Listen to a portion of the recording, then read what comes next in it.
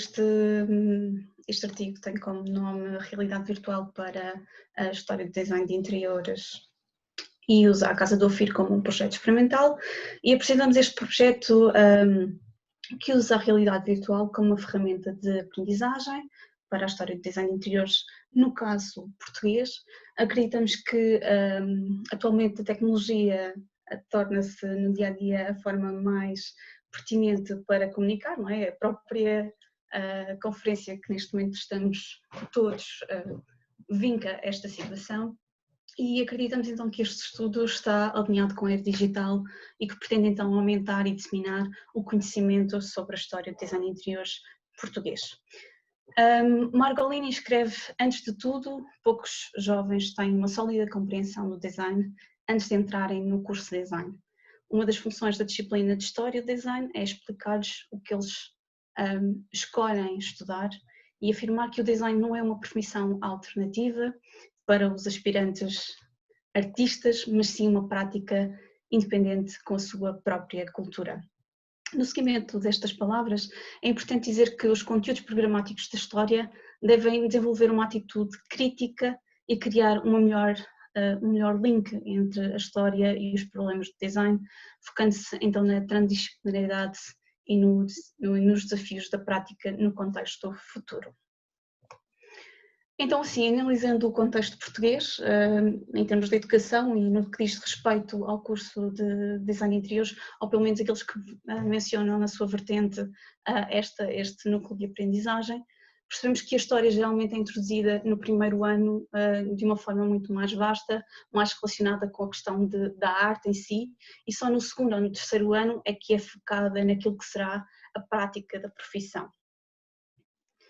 E segundo Babbage, atualmente o processo de aprendizagem está focado, tem dois problemas. Um é que o ensino está demasiado focado na retenção de factos, e outro é que existe uma enorme quantidade de informação fornecida num curto período de tempo. Babbage escreve que ser educado não é o mesmo que ser informado, e como resultado da quantidade de informação, muitas vezes os alunos ficam aborrecidos, desconectados e geralmente não sabem muito bem o que estão a aprender logo à partida. Assim, a realidade virtual oferece um cenário diferente de aprendizagem com base numa linguagem mais contemporânea, com a qual os alunos estão familiarizados. Antes dos computadores, as pessoas usavam livros como principal ferramenta de aprendizagem, mas nesta era digital até muitos dos livros se transformaram em e-books. Para Babbage, a realidade virtual é uma ferramenta poderosa para a educação, pois melhora o sentido de lugar, permite então explorar, ter uma experiência que não é baseada só em palavras e ilustrações, permite então também uma experiência de aprendizagem com escala, ou seja, relacionar objetos com o espaço e com o homem que vive nesse espaço. Permite também aprendendo fazendo, ou seja, nós sabemos que hoje em dia a realidade virtual é muito utilizada para o treino, por exemplo, aeroespacial ou mesmo para questões médicas, isto porque é muito mais acessível e muito mais seguro. Por outro lado, permite também uma reação emocional, tal como diz Norman, estas reações viscerais, e como o Fernando também mencionou na sua apresentação anteriormente, elas criam memórias que ficam muito mais intrínsecas na nossa aprendizagem e para o nosso futuro. Também permite desenvolver a criatividade e também desenvolver esta aprendizagem visual. E claro que os utilizadores estão prontos para adotar estas novas tecnologias. Porquê das casas de Ofir como caso experimental? Nós sabemos que a casa é um marco na história da arquitetura e na história do design de interiores português e, consequentemente, também marca uma mudança daquilo que foi o pensamento da sociedade.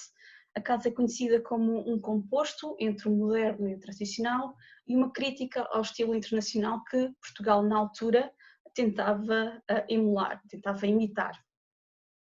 A Casa do Ofir é também conhecida como a Casa do Dr. Fernando Ribeira da Silva, foi desenhada e construída entre 1957 e 1958 pelo arquiteto Fernando Távora, e Távora descreve como um composto de muitos fatores, não só aqueles inerentes ao arquiteto, mas também aos da família que vai habitar o espaço e também da localização do próprio edifício. Para o arquiteto, a casa não é só um edifício, é muito mais que isso. Távora, na altura, era um jovem arquiteto, mas já muito importante nos anos 50, e este projeto ficou então conhecido por esta mistura dos aspectos modernos com os aspectos tradicionais, e vemos nestas imagens quer a utilização do botão, que era algo novo, mas pelo buscar daquilo que era as raízes tradicionais e dos materiais endógenos, como vemos na utilização da pedra, na utilização das asnas de madeira. E curioso que nestas três primeiras imagens, das de cima, vemos quase aqui uma influência corbusiana pela utilização muito discreta, mas ao mesmo tempo muito pontual daquilo que são as cores fortes, predominantes. Ao mesmo tempo, este espaço explora aquilo que é conhecido como o Central Living Room e demonstra a influência dos hábitos modernos no doméstico português. Apresenta-nos assim uma planta tripartida, com a separação bem definida dos espaços, quer do espaço de serviço social e privado, e como é possível ver, o arquiteto desenhou não só o edifício, mas aquilo que chamamos uma obra global. Ele teve o cuidado de escolher todos os materiais, quer a plasticidade que estes materiais iriam ter, quer a forma como eles se iam interligar com o espaço, e também o desenho de mobiliário fixo, algumas cadeiras, mesas e até candeeiros, como podemos ver nestes desenhos técnicos. Atualmente esta casa está considerada como monumento de interesse público. Então, o que é que consiste o nosso estudo? O nosso estudo desenvolve-se em 5 fases. Estas 3 primeiras fases estão relacionadas com a criação do espaço virtual e como este será depois apresentado ao público. A quarta fase diz respeito a uma avaliação do modelo virtual, da sua contribuição para o processo de ensino e de aprendizagem e para analisar quaisquer questões relacionadas com a utilização da plataforma que vai depois disseminar toda a informação. E claro que a última etapa diz então respeito à disseminação do projeto experimental. Então, nesta primeira etapa foi necessário nós desenvolvermos uma metodologia, esta metodologia que nos permite perceber, ou melhor, permite-nos cruzar informações, quer textuais, quer imagens, quer desenhos técnicos, que vão fundamentar e vão tornar este espaço virtual de forma fidedigna e fundamentada. Depois disso, o que nós fizemos foi transformar toda esta informação em desenho técnico para poder ter tudo à escala e então depois transportar isto para 3D Max. No 3D Max aquilo que fizemos foi desenhar o espaço, tendo como base a metodologia que anteriormente desenvolvemos. Foi não só desenhado toda a parte do edifício, mas também depois nestas imagens só aparecem os equipamentos fixos, mas a intenção também é colocar os equipamentos móveis desenhados pelo arquiteto.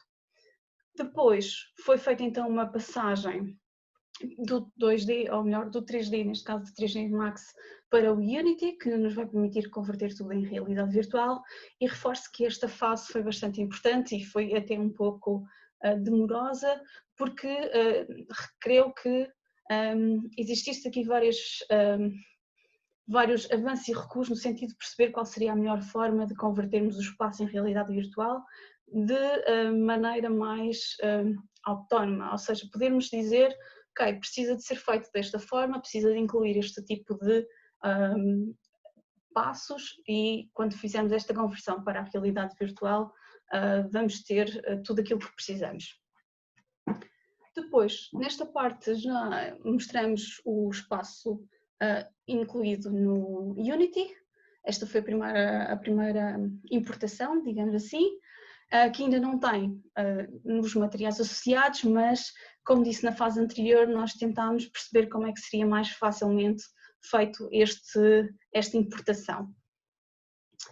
Mostramos aqui também já um pouco do espaço interior, ainda sem os materiais completamente afinados e sem a qualidade final de renderização, nem está renderizada, é apenas uma imagem do próprio programa, e tal como do espaço com o keyboard e com o rato para podermos navegar o espaço. Veem que existe aqui alguns erros ainda, não é? Mas foi aquilo que é a primeira experiência para podermos perceber se a pessoa, o utilizador que vai experienciar tem a possibilidade de olhar para todos os ângulos e poder também focar-se neles. Queria só avançar, porque eu sei que estou a tomar um bocadinho mais de tempo do que o normal. Aqui já dentro da parte da cozinha podemos ver que é possível olhar para o exterior e claro que isto foi algo que eu fui gravando e avançando pelo espaço, mas como o script é livre, qualquer pessoa pode fazer a circulação que bem entende e demorar o tempo que bem entende. Reforço a ideia, isto é dentro do programa, não está renderizado, não está construída. Então, avançando, os próximos passos será, claro, finalizar estas etapas anteriores, será também depois criar uma aplicação e colocar também disponível este walking through online, fazer então a avaliação e a disseminação. O que é que nós pretendemos então? Criar então uma aplicação que vá ter como base então a realidade virtual e também disponibilizar numa plataforma online, porque queremos que não só seja possível utilizar o teclado e o rato, mas seja também possível utilizar o Google Cardboard e desta forma podemos aceder em qualquer lado de forma online, quer no computador, quer no tablet, quer no telemóvel. Na parte da avaliação, aquilo que pretendemos avaliar é a parte de se a aprendizagem através da realidade virtual é possível, se também a realidade pode ser um complemento ao ensino. Queremos também perceber se a aplicação que vamos criar e se o website ou a plataforma de disseminação está user-friendly, digamos assim. Vamos também querer perceber se este trabalho é realmente um contributo para a história do design e, acima de tudo, vamos querer perceber se esta metodologia de passagem do 2D para o 3D está a ser bem feita. Como estudo prévio ou como estudo preliminar, nós já apresentámos um artigo, até recentemente está agora neste momento para publicação, que tem a ver com como é que a realidade virtual pode apoiar nesta parte da história do design interior. Foi um estudo que eu realizei com 3 casas do Frank Lloyd Wright e vemos até aqui 2 imagens de alunas a verem o espaço que colocaram o telemóvel dentro do Google Cardboard e é engraçado que 2 delas até estão a ver numa direção e vemos um aluno lá ao fundo que está completamente contra a parede, mas na realidade estamos todos no mesmo espaço. Ou seja, e este estudo permitiu-nos perceber que realmente a realidade virtual torna o processo de aprendizagem mais memorável e muito mais conectado. Por fim, a disseminação pretende então colocar tudo disponível, quer a aplicação, quer o website, e aqui o nosso público-alvo não será só os estudantes, mas qualquer pessoa interessada na área. Então, como considerações finais, este projeto permite-nos perceber quais são os passos, as etapas para criar um espaço histórico virtual e depois como convertê-lo em realidade virtual. Desculpa. Como ferramenta de aprendizagem, a realidade virtual oferece-nos uma oportunidade para para mostrar o fluxo do espaço interior, incluindo as escolhas do arquiteto ou do designer, tais como os materiais, as texturas, as cores, a forma como tudo se relaciona e cria então uma experiência emocional sobre os espaços e estimula novas ideias de conhecimento. Por último, este projeto pretende então contribuir no sentido de ampliar o conhecimento sobre a história do design de interiores português, fornecendo uma fonte de informação que responde a este desafio da era digital de uma forma mais contemporânea. A intenção deste projeto experimental é que nos dê as bases necessárias para que este possa ser depois replicado noutros projetos de interiores históricos. E pronto, e agradecer e espero que estar dentro do tempo.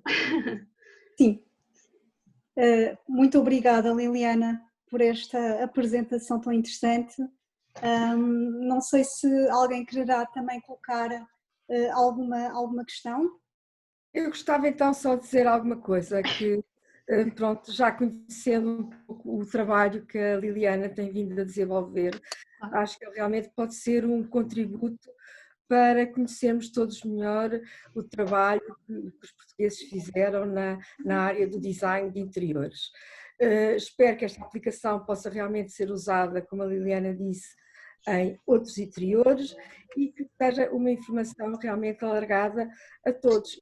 Penso que a Liliana está de parabéns ao contribuir mais uma vez para que se compreenda mais o papel do designer em Portugal, que foi muito relevante e que por vezes é um pouco esquecido. Parabéns, Liliana. Obrigada pela apresentação. Eu também gostava de dizer uma coisa, se ainda é tempo. Sim, sim. Primeiro, também gostei muito dessa apresentação, Liliana, e do estudo. Obrigada. Claro que, no fundo, foi no vídeo, essa passagem. Pronto, então, eu estava aqui a comparar, no fundo, o resultado e essa viagem pelo método que fez com, no fundo, um dos objetivos que é melhorar a experiência da aprendizagem, e depois citou aqui um autor que eu não conheci, que é o Babich, apontei, e que disse que a realidade virtual procura melhorar o sense of place, ou seja, que sentimos o espaço. Claro que para mim uma realidade virtual nunca pode substituir uma visita real, como é óbvio, mas talvez é melhor do que ver em fotografias ou de outra forma, não é? Mas depois também falou das reações emocionais e, sobretudo, e isto é o tema que me interessa mais, que poderia desenvolver a criatividade. E eu depois ali me perguntei, será que uma visita virtual realmente melhora a nossa capacidade criativa ou olhar de uma forma diferente para esse espaço do que não fazendo dessa visita ou fazendo na realidade ou ver em fotografias ou só ler sobre ela? Porque no momento se eu leio uma descrição de um espaço, depois a minha imaginação vai criar as suas próprias imagens, não é? E eu olhei para essas imagens e achei, ainda mais com um projeto tão bonito como essa casa, na realidade, quando olhar para essa representação virtual, não sei se eu ali concordo com esses objetivos. Gostava de ouvir ali a sua obsessão. Eu compreendo que neste momento o resultado final não seja ainda o mais bonito, é óbvio, e eu penso que referi isso, se não referi, gostava de reforçar, é que o projeto não está acabado, aquilo não está renderizado, por isso eu espero que o resultado final seja muito, em termos visuais, seja muito melhor do que aqueles. Agora, aquilo que a Kátia estava a dizer de poder substituir ou não a realidade virtual numa visita, claro que não, claro que podermos visitar um espaço é sempre muito melhor do que podermos fazer uma visita virtual. Por outro lado, penso que poder oferecer esta possibilidade de visitar virtualmente algo permite a alguns alunos ou a algumas pessoas que não tenham essa capacidade de o fazer, de ter também essa interação com o espaço. Eu digo isto porque muitas das vezes, como professora também, às vezes queremos fazer uma visita a um determinado espaço e em termos monetários, em termos técnicos, em termos de segurança, torna-se tudo muito mais difícil. E se pudermos ter este apoio no momento em que estamos a explicar determinado espaço, como uma aula de história em que estamos a falar sobre, neste caso, a Casa do Filho, ou como outro espaço, podemos trazer esta ferramenta, não estou a dizer substituir, nunca foi, a intenção não é substituir de alguma forma as aulas para uma visita virtual, é sim trazer um complemento para esta aprendizagem. E uma das coisas que nós também reforçamos muitas vezes quando falamos com os nossos alunos é esta ideia da cultura visual. Eles precisam de desenvolver a cultura visualmente, porque, e da experiência que eu tenho, é que ler para eles é muito difícil. E assimilar as palavras é ainda mais difícil. E se nós pudermos trazer estas palavras de uma forma visual e de uma forma mais acessível, eu penso que será esse o contributo. Aliás, uma das coisas que eu também gostava que esta aplicação ou esta disponibilização pudesse ter, é que pudesse ser complementos e ter informação ou despoltar informação sobre determinada coisa, e que é quase como se estivéssemos a ver um espaço e aparecer um tipo quase como um pop-up, não seja bem essa a expressão, mas a dizer mais qualquer coisa sobre esse espaço em termos científicos, porque se eu quiser pesquisar mais sobre esse espaço, eu sei onde ir buscar essa informação. Agora, não sei se respondi à Kátia. Respondeu alguma parte, a outra parte não, mas como sei que estamos perto do almoço, não vou insistir muito, mas eu tinha muita curiosidade sobre essa parte de como isso pode incentivar realmente a criatividade. Mas pronto, fica essa desafio. A parte da criatividade, desculpa, Kátia, a parte da criatividade aqui, eu penso que não entra muito. Aqueles 7 tópicos são algo que o Babbage diz que a realidade virtual pode ser uma arma poderosa nesse sentido. Eu não estou a querer dizer que o meu projeto seja para estimular a criatividade. Mas poderia ser, tinha que estudar em que medida, não é? Pois, sim, claro. A resposta era mais uma. Claro, ok. Eu também gostaria de fazer aqui um comentário, está bem? Sim, claro. Para acabar. Eu acho que esta aplicação, este trabalho é de uma pertinência muito grande, sobretudo se pensarmos que a Casa do Ofir é uma moradia unifamiliar, portanto estamos a falar de propriedade privada. Isso acontece com tantas outras obras notáveis ao nível da arquitetura e do design de interiores pelo país fora. E é mais uma ferramenta de comunicação, ok? E para mim é uma emoção enorme poder ver este trabalho, porque o Fernando Távora foi meu professor de teoria da arquitetura e ele tinha uma ferramenta muito especial de comunicação, que era o desenho. Ele desenhava sobre o quadro, desenhava as ruínas na Grécia, aliás, sobretudo toda a antiguidade para ele era um marco fundamental na arquitetura, e portanto todos nós vamos engendrando formas de comunicar e conseguir cativar os alunos no ensino da história do design. Por vezes não é fácil, precisamente, lá está, pelo tal contacto difícil, cada vez mais difícil também de uma nova geração com a questão da leitura de determinadas obras. E portanto eu quero de facto agradecer, acho que é interessante esta perspectiva que poderá estar ao serviço diretamente de uma aprendizagem, não só para designers, mas também arquitetos, e acho que a Casa de Ofir foi aqui uma escolha muito pertinente, porque reflete um compromisso no fundo entre uma herança cultural e uma modernidade que se anunciava, mas ao mesmo tempo um lado crítico relativamente àquilo que eram os cânones e a visão do próprio Le Corbusier. Portanto, há aqui alguma resistência à questão da standardização e de alguns conceitos que tiveram vinculados depois ao chamado estilo internacional, e eu agradeço esta última intervenção. Aliás, agradeço a todas as intervenções foram de uma pertinência incrível, levantando diferentes níveis de problemática, tocando o design industrial, o design de produto, também o design de interiores e ainda a cenografia, não é a ponte entre o design e a cenografia. Nós às 15 horas vamos retomar com o keynote speaker, e agora o que eu vos pedia, desligávamos todos os micros e batíamos as palmas. Acho que todos os palestrantes merecem aplausos nesta reta final, está bem? Como despedida. Obrigada a todos.